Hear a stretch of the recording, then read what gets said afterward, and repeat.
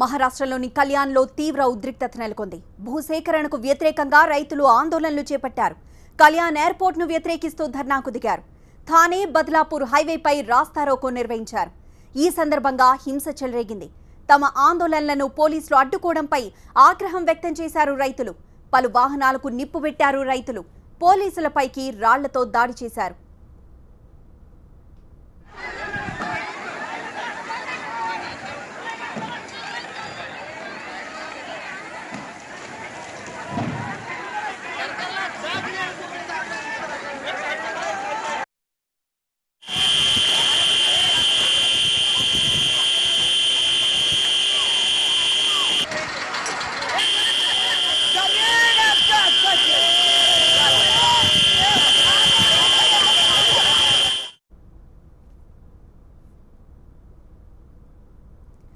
రక్షణ శాఖ కోసం రాష్ట్ర ప్రభుత్వం ఈ భూములను కేటాయించింది.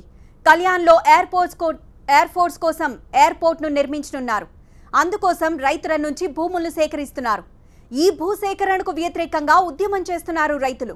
అక్రమంగా తమ భూములను లాక్కుంటున్నారని ధ్వజమెత్తారు. కేంద్ర రాష్ట్ర ప్రభుత్వాలకు వ్యతిరేకంగా ఆందోళనలు చేపట్టారు. ఆందోళనల నేపథ్యంలో థానే జిల్లాకు అదనపు బలగాలను తరలించింది ప్రభుత్వం.